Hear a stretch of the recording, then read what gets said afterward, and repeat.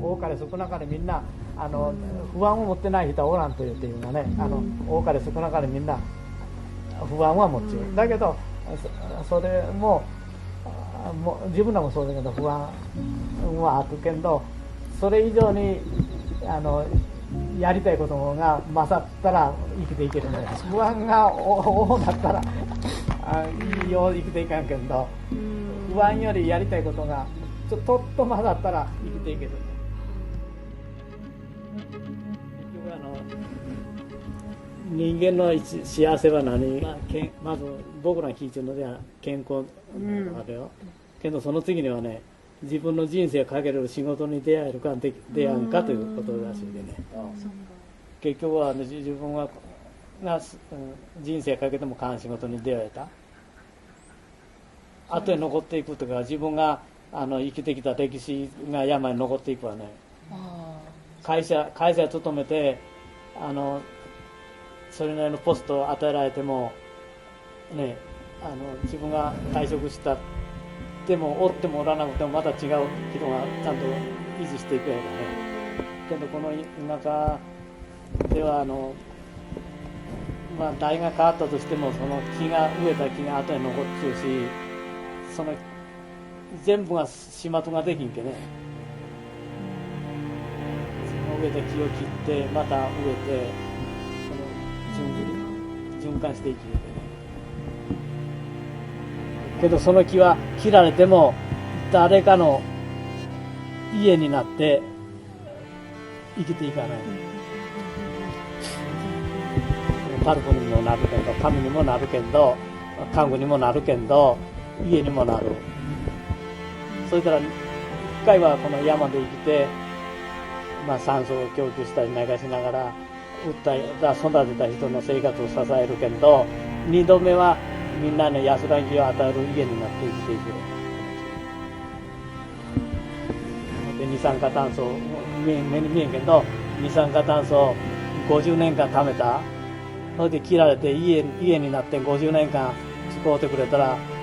二酸化炭素を100年間備蓄したことになる。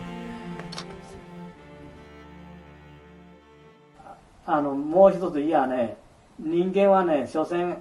自然の生き物じゃけ、木と同じ木の生き方と同じことしか人間は生きてないと思うのよ。結局進路決めないからね、17で、ね、将来何になるか。木もそうなのよ。ほんで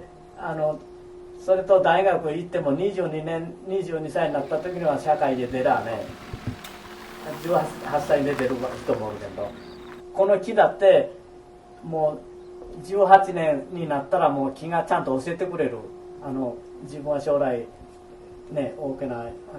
なんていうかね、50年生きていける、とりあえず50年生きて家の部材になる木と、曲がっていくけ20年生番の時に切ってパルプになっていくのともあるし。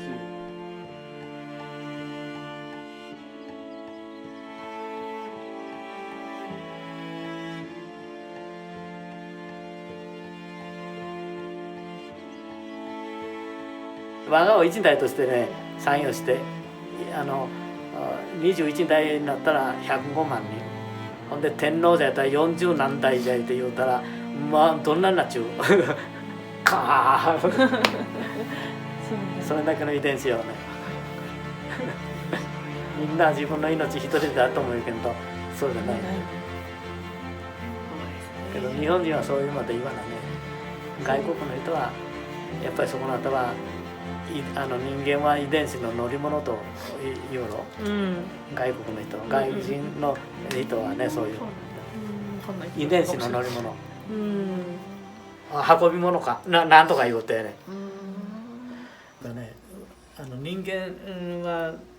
本音と建前というのがあらね、